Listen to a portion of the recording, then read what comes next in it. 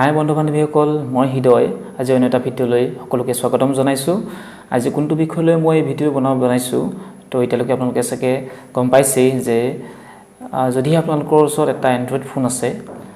তাত অতি সহজতে কেনেকৈ ইউটিউবৰ থাম্বনেল বনাব পাৰি। আপোনালোকে নতুনকৈ এটা ইউটিউব চেনেল খুলিছে বা খুলিব বিচাৰিছে, থাম্বনেল কেনেকৈ বনাব অতি সহজতে মোবাইলতে অতি সহজতে থাম্বনেল বনাব পাৰি। তো কেনেকৈ বনাব পাৰি তো চাওঁ বলক আহক। আপুনি কি কৰিব লাগিব, প্ৰথমতে আপুনি এটা এপ্লিকেশ্যন ডাউনলোড কৰি ল'ব লাগিব। এপ্লিকেশ্যনটোৰ নাম হ'ল পিক্সেল লেব আৰু প্ৰথমতে প্লে ষ্টৰত যাব, চাৰ্চ কৰিব পিক্সেল লেব।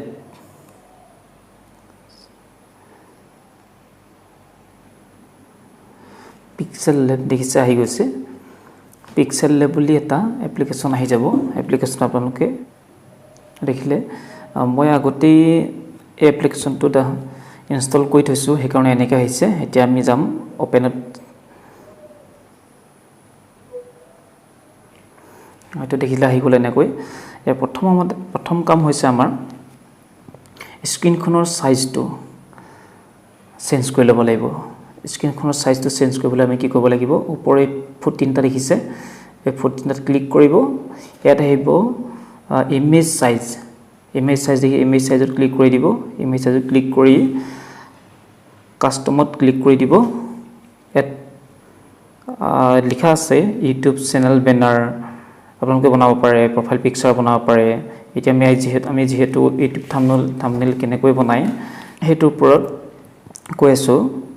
তো ইউটিউব থাম্বনেল দেখিব, ইয়াত ইউটিউব থাম্বনেল, তাত ক্লিক কৰি দিব।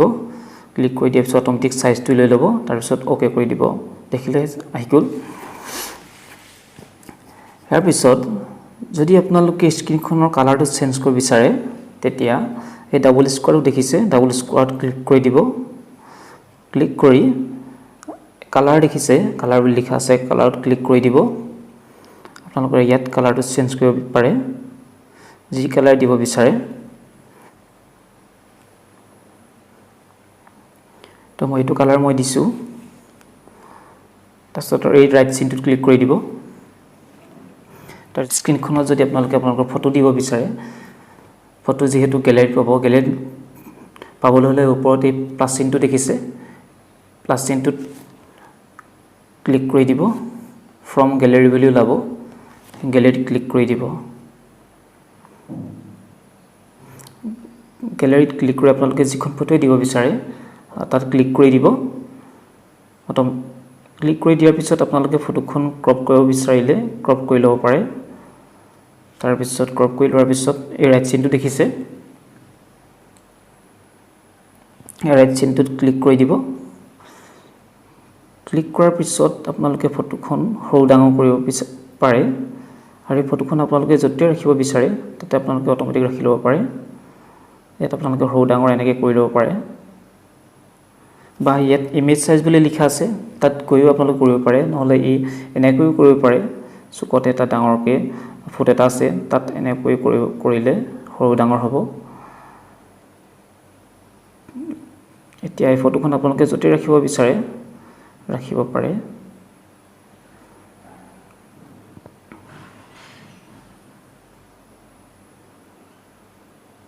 মই ইয়াতে ৰাখিছোঁ। ইয়াৰ পিছত আপোনালোকৰ দ্বিতীয়টো কাম হ'ল থাম্বনেইলত কেনেকৈ লিখিবলৈ হ'লে এই নিউ টেক্সট য'ত লিখা আছে তাত ডাবল ক্লিক কৰি দিব। দেখিলে এনেকৈ আহি যাব। ইয়াৰ পিছত লিখিব আপোনালোকে যিটো লিখিব বিচাৰে থাম্বনেইলত। এতিয়া মই লিখি দেখুৱাইছোঁ আপোনালোকক, যি থাম্বনেইল কেনেকৈ বনাব পাৰি ফোনত সেইটো বিষয়ে কৈ আছোঁ। তো মই সেইটো লিখিম, how to make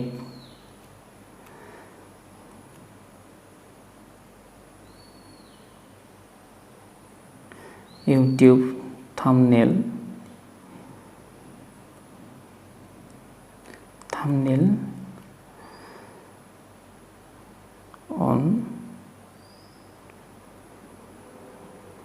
on your mobile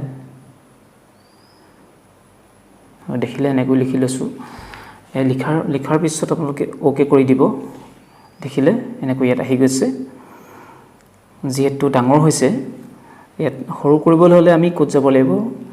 টেক্সটখিনি সৰু কৰিবলৈ হ'লে আপুনি সাইজটো আপুনি ক'ত পাব এই আখৰটো দেখিছে এই আখৰটোত এনেকৈ ক্লিক কৰি দিব ইয়াত এনেকৈ কৰিলে আপোনালোকে কৰিব পাৰে এনেকৈ ইয়াত টেক্সটৰ সাইজটো ওলাইছে দেখিছে এইটো ডাবল টি লিখা আছে তাত ক্লিক কৰি দিব টেক্সটৰ সাইজটো আপোনালোকে ইয়াত সৰু ডাঙৰ কৰিব পাৰে এনেকৈ এইডোখৰ টানি দিলে এনেকৈ দীঘলীয়া হৈ যাব তো আপোনালোকে এনেকৈ দিব পাৰে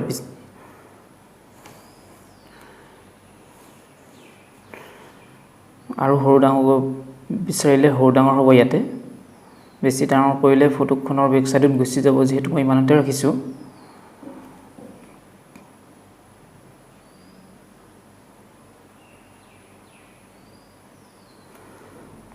তাৰপিছত এই ৰাইট চিনটো দেখিছে ৰাইট চিনত ক্লিক কৰি দিব ইয়াৰ পিছত টেক্সটখিনি যদি কালাৰ কৰিব বিচাৰে আৰু এটা কথা এইখিনিতে কৈ যাওঁ যদি টেক্সটখিনি য'ত লিখা আছে সেই ঠাইডোখৰ বেকগ্ৰাউণ্ডটো যদি আপোনালোকে চেঞ্জ কৰিব বিচাৰে বেকগ্ৰাউণ্ডটো চেঞ্জ কৰিব ইয়াতে চেঞ্জ কৰিব পাৰিব আপোনালোকে টি বেকগ্ৰাউণ্ড বুলি লিখা আছে দেখিছে তাত আপোনালোকে ক্লিক কৰি দিব তাৰপিছত এনেবল কৰি দিব তাৰপিছত আপোনালোকে কালাৰ দিব বিচাৰিলে কালাৰ দিব পাৰে তো মই ব্লেক দি দিছোঁ তাৰপিছত আপোনালোকে ৰাইট চিনত ক্লিক কৰি দিব এতিয়া ইয়াৰ পিছত কাম হ'ল আমাৰ টেক্সটখিনিৰ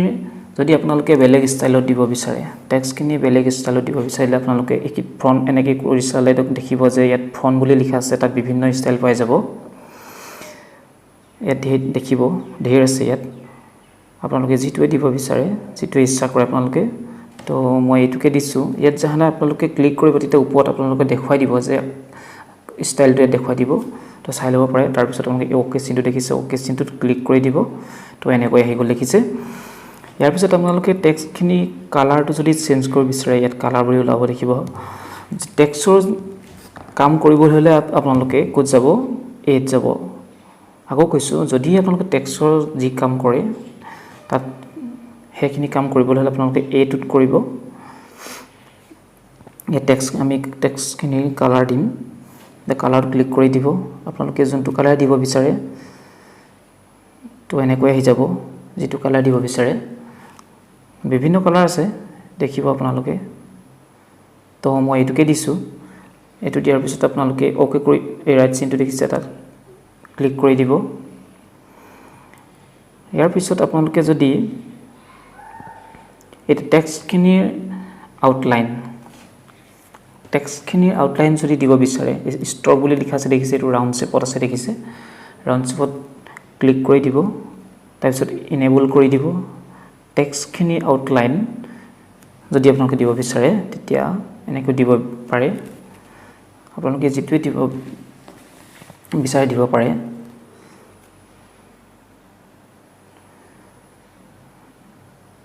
তো মই এনেকৈ ৰাখিছোঁ আপোনালোকে যদি দিব বিচাৰে তাত গৈ দি দিব যেনেকৈ দেখুৱাইছোঁ তাৰপিছত ৰাইট চিনত ক্লিক কৰিব টেক্সটখিনি শ্বেডো যিহেতু মই ইয়াত ব্লেক দি থৈছোঁ ইমান জিলিকনিটো নাহিব পাৰে তাৰপৰা এনেকৈ দি দেখুৱাইছোঁ একেবাৰে নহাও নহয় এনেকৈ আহিছে তো এনেকৈ ওলাব শ্বেডো যদি দিব বিচাৰে আপোনালোকে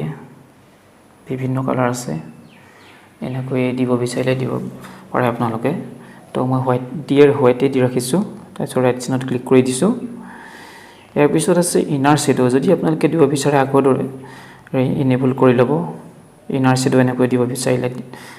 বিচাৰিলে দিব পাৰে তো এনেকৈ দিছোঁ তাৰপিছত বিভিন্ন কালাৰ আছে আপোনালোকে দিব বিচাৰিলে দি দিব পাৰে তাৰপিছত ৰাইট চিনত ক্লিক কৰি দিব যদি আপোনালোকে 3D কৰিব বিচাৰে আখৰখিনি তেতিয়া এনেকৈ ওলাব 3D ক্লিক কৰিব আকৌ দেখুৱাই দিছোঁ 3D ক্লিক কৰিব এনেবল কৰি দিব এনেকৈ ওলাব দেখিছে 3D হ'লে এনেকৈ ওলাব আপোনালোকে ইয়াত তলত এনেকৈ কৰি দিব আপোনালোকে 3Dটো বহুৱা কমা কৰিব পাৰে এনেকৈ কৰিব পাৰে এনেকৈ কৰিব পাৰে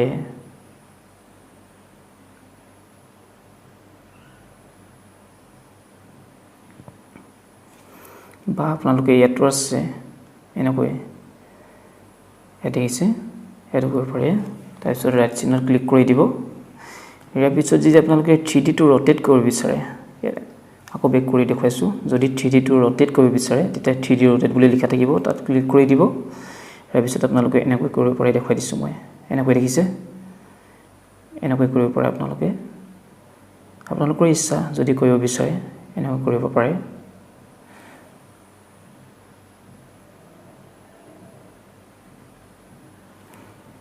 আপোনালোকে কৰিব যিমানে প্ৰেক্টিস কৰিব হিমানে আপোনালোকে সোনকালে কৰিব পাৰিব বা দেখিবলৈ ভাল হ'ব কথাষাৰ আছে যে যিমানে জানিলেও যদিহে প্ৰেক্টিস নাথাকে তেতিয়া পাহৰি যোৱা হয় তো যিমান পাৰে হিমান প্ৰেক্টিস কৰিব প্ৰেক্টিস নকৰিলে পাহৰি যোৱা হয়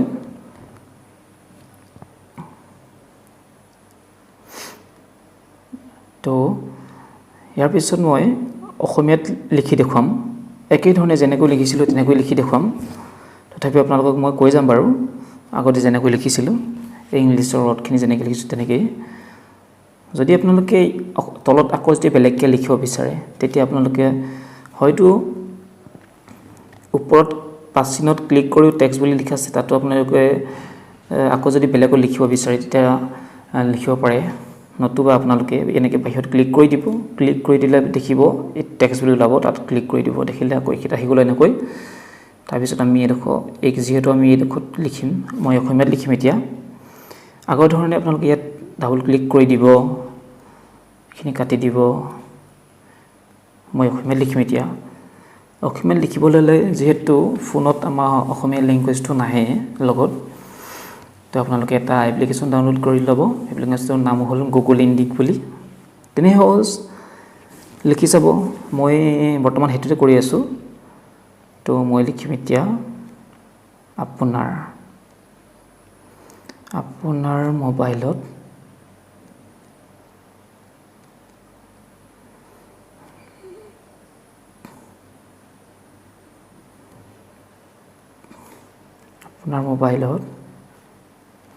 ইউটিউবৰ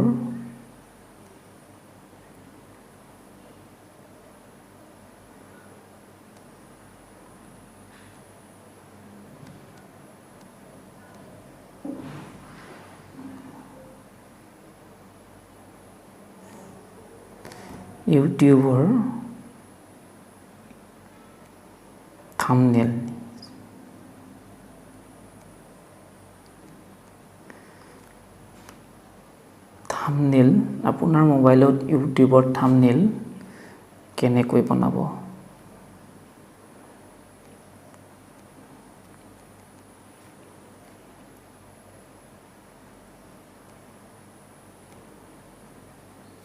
দেখিছে তেনে সহজ লিখিবলৈ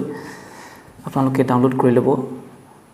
তাৰ পিছত আগৰ ধৰণে ইয়াত ওকে কৰি দিব এনেকৈ গুছি আহিলে দেখিলে যেহেতু পাৰ হৈ গৈছে মই ইয়াতে সৰু কৰি লৈছো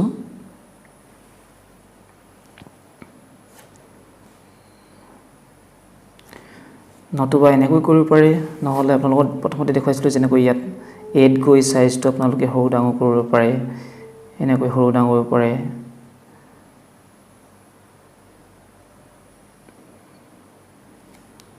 দেখিলে এনেকৈ কৰিছো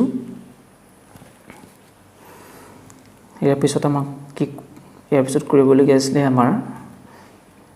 আপোনালোকে টেক্সটখিনি ইয়াৰ পিছত আমি ইয়াৰ ষ্টাইলটো চেঞ্জ কৰিম ষ্টাইলটো চেঞ্জ কৰিবলৈ হ'লে ফন্টত যাব ফন্টত গৈ ইয়াত আছে ক্লিক কৰি দিব ওকে কৰি দিব এনেকৈ হৈ গ'ল লিখিলে ইয়াৰ পিছত হ'ল আপুনি কালাৰটো চেঞ্জ কৰিব বিচাৰিলে কালাৰটো চেঞ্জ কৰিব পাৰে এনেকৈ তো মই এইটো ৰাখিছো ইয়াৰ পিছত কৈছিলো যে টেক্সটখিনি ব্যাকগ্ৰাউণ্ডটো কেনেকৈ চেঞ্জ কৰিব টেক্সটখিনি ব্যাকগ্ৰাউণ্ডটো চেঞ্জ কৰিবলৈ হ'লে ব্যাকগ্ৰাউণ্ড বুলি লিখা থাকিব এনেবল কৰি দিব টেক্সটখিনি ব্যাকগ্ৰাউণ্ডটো আপোনালোকে চেঞ্জ কৰিব বিচাৰিলে চেঞ্জ কৰি ল'ব পাৰে তো এনেকৈ মই দি দেখুৱাইছো আপোনালোকে যিকোনো কালাৰে যেটো কালাৰ দিব বিচাৰে দি দিব পাৰে তো মই এইটো ৰাখিছো ইয়াৰ পিছত ৰাইট সাইডত ক্লিক কৰি দিব যদি আপোনালোকে টেক্সটখিনি তলত যদি আন্ডাৰলাইন দিব বিচাৰে তেতিয়া এনেকৈ বি আখৰটো দেখিব আকৌ দেখুৱাই দিছো যদি আপোনালোকে আন্ডাৰলাইন দিব বিচাৰে টেক্সটখিনিত বি আখৰটোত ক্লিক কৰি দিব বি মানে হৈছে বোল্ড আই মানে হৈছে ইটালিক আৰু ইউটো তলত দেখিছে আজল তাত ক্লিক কৰি দিব টেক্সটখিনি তলত এনেকৈ আন্ডাৰলাইন হৈ গৈছে দেখিছে তো আপোনালোকক মই দি দেখুৱাইছো তাৰ পিছত ৰাইট সাইডত ক্লিক কৰি দিব ইয়াৰ পিছত আছিল টেক্সটখিনি আউটলাইন এনেকৈ আপোনালোকে দিব পাৰে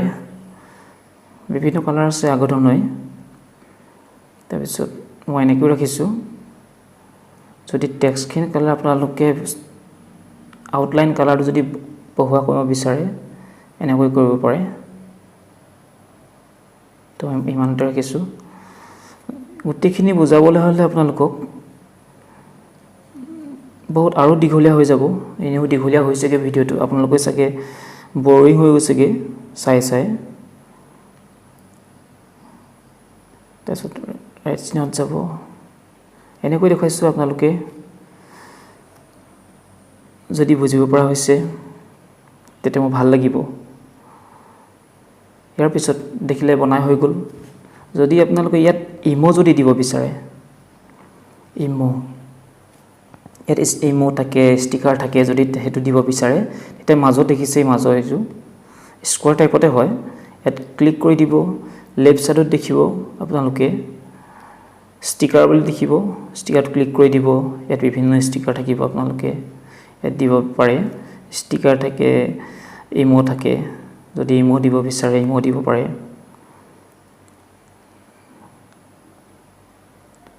তো আপোনালোকক মই এটা ইমো দি দেখুৱাইছো এইটোকে দি দেখুৱাইছো আগৰনে এনেকৈ চুই এনেকৈ আনিব পাৰে ইয়াকো আপোনালোকে ষ্টিকাৰটো সৰু ডাঙৰ কৰিব পাৰে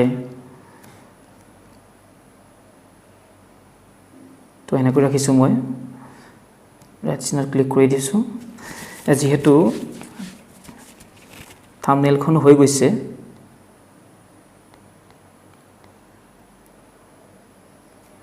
ইয়াৰ পিছত আপোনালোকে থাম্বনেইলখন কোড সেভ কৰিব লাগিব